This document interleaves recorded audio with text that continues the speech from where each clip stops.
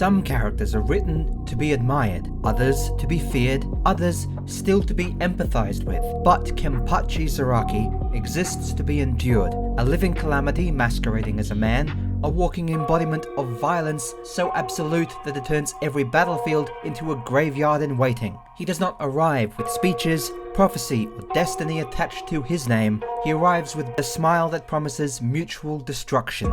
From the moment he steps into frame, Kenpachi feels less like a character and more like an inevitable event, something that happens to the story rather than something shaped by it. His presence warps tone, stakes, and expectation, dragging Bleach out of the conventional shonen rhythms and into something more primal. Where others are introduced with lore, lineage, or ideology, Kenpachi is introduced through carnage, and that choice alone signals that he is operating on a different wavelength than any other character entirely. Ever since I first watched Bleach, the uncut beast that is Zaraki Kenpachi is the reason he has remained my favorite Gotei 13 captain. Not because he is the strongest character, the smartest character, or the most narratively important, but because he is the most honest. There is no filter between who Kenpachi is and how he acts. He does not pretend his violence serves a greater moral purpose, nor does he dress it up as a duty or a kind of self-sacrifice.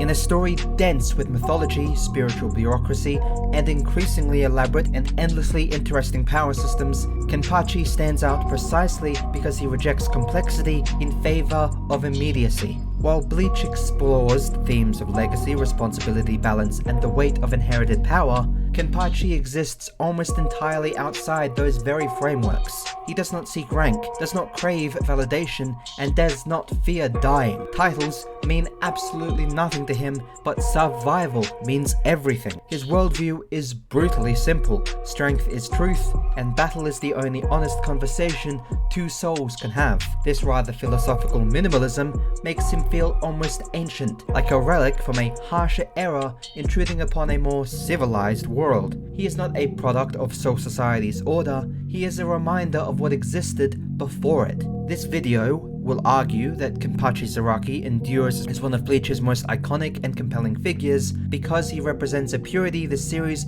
rarely allows elsewhere. Violence without pretense, power without moral varnish, and identity forged entirely through conflict rather than mere ideology. I plan to explore how his design, mindset, and evolution subvert traditional shonen power fantasies, how his relationship with battle redefines what strength actually means, and why his presence continues to electrify the narrative long after the characters with greater plot relevance fade into the background. Kenpachi never asks to be understood, redeemed, or even justified. He dares you to survive him, and in doing so, forces the audience to confront an uncomfortable truth about why raw power remains so compelling.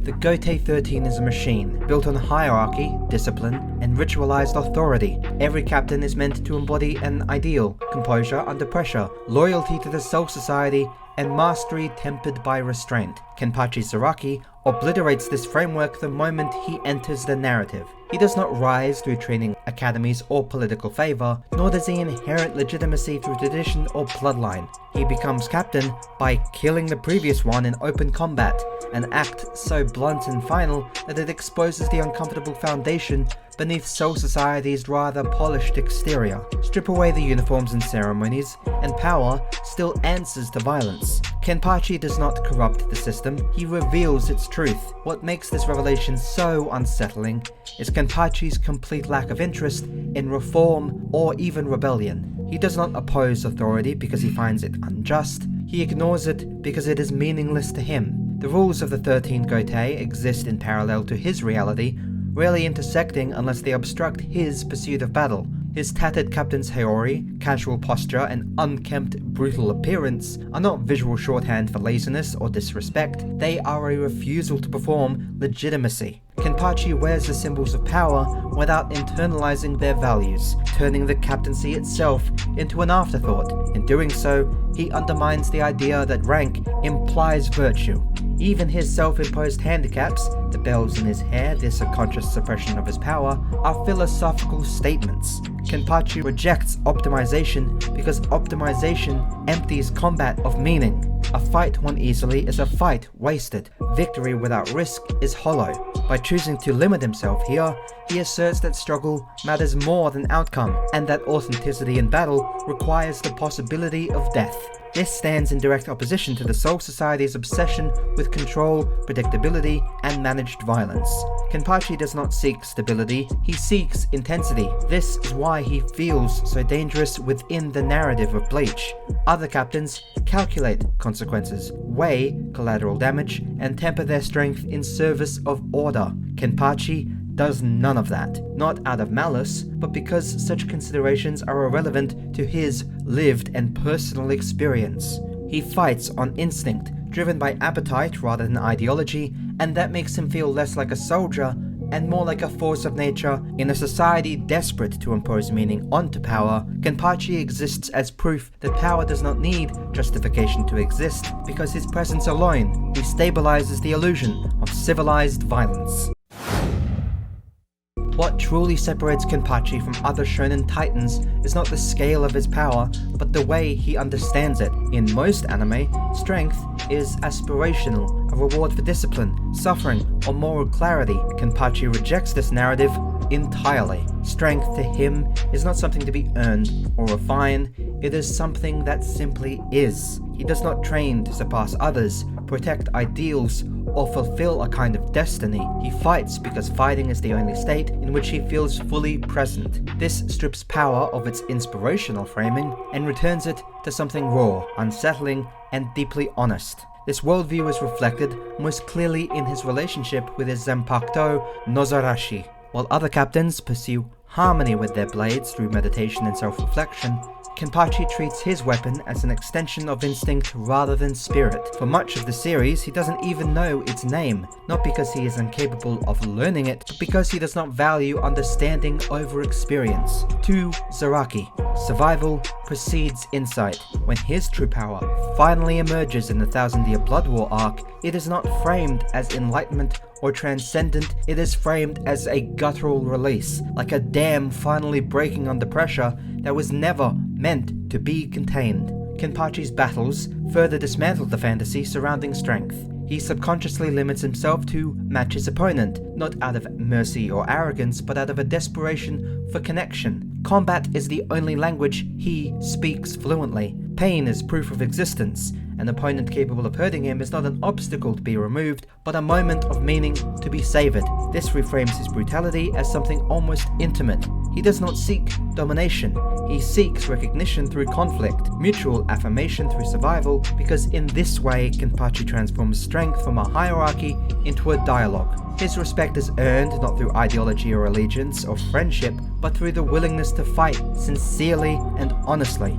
Those who face him honestly are rewarded with his full attention, and those who fall are mourned, not as enemies, but as fleeting equals. This philosophy makes Kenpachi terrifying not because he is cruel, but because he is sincere in his own way. He does not pretend violence is something other than what it is.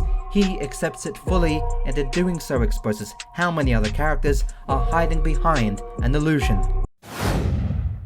Kenpachi Zaraki is often dismissed as a blunt instrument, a spectacle-driven character designed solely to inject chaos into the narrative. This reading overlooks the quiet tragedy at the center of his identity. Kenpachi is not addicted to violence because he lacks depth. He is addicted because violence is the only environment in which he understands himself. Raised in the lawless district that bears his name, his earliest memories are shaped by killing for survival. Conflict is not a deviation from normalcy, it is normalcy to him. Peace to Kenpachi is not comforting, but disorienting. This explains why stillness suffocates him. Without battle, Kenpachi has no language for existence. Violence is not an escape from emptiness, it is the only thing that fills it. His identity is not fractured or repressed, it is complete, but narrowly focused. He does not struggle with who he is, he struggles with finding spaces where that self can exist honestly.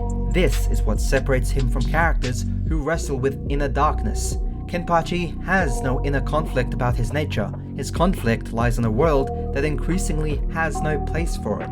His bond with Yachiru complicates this reading without undermining it. She represents a fragment of humanity Kenpachi does not consciously cultivate but instinctively protects. Their relationship suggests that tenderness and monstrosity are not mutually exclusive, that even the most violent identities can contain care without being redeemed by it. Yachiru does not soften Kenpachi into someone else, she simply coexists with who he already believes himself to be. This coexistence is crucial. It prevents his character from becoming hollow without forcing him into moral transformation.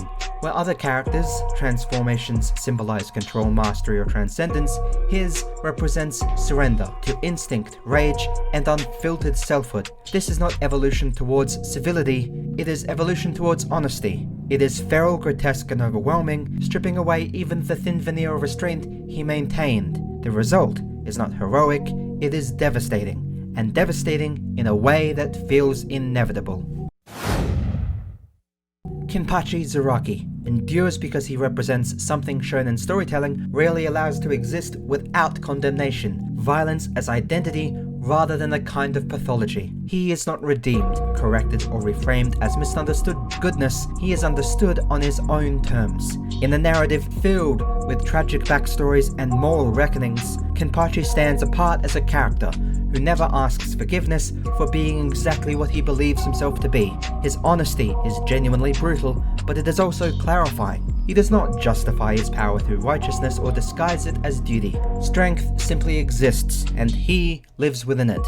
Every scene he enters, every battle he partakes in, sharpens the stakes because illusion disappears. There is no guarantee of survival, no safety net of ideology or destiny. Someone will bleed, someone will break, someone may die, and Kenpachi will smile not out of cruelty, but recognition, because for a brief moment, existence has condensed into something real. In a genre obsessed with growth, self-improvement, and moral progression, Kenpachi's greatest triumph is that he never becomes someone else. He becomes more of himself. His arc is not about learning restraint or discovering purpose, it is about shedding limitation. While other characters chase balance, Kenpachi embraces excess. While others search for meaning, he accepts immediacy. This makes him feel timeless, less like a character bound to narrative trends, and more like an elemental constant. Ultimately, Kenpachi Zaraki remains one of Bleach's most powerful creations because he refuses comfort or to feel comforting. He offers no reassurance that violence can be justified or refined into something noble. He simply exists as proof that honesty without restraint is terrifying. In a world desperate to impose meaning upon every single thing, Kenpachi stands as a reminder that sometimes power needs no meaning at all.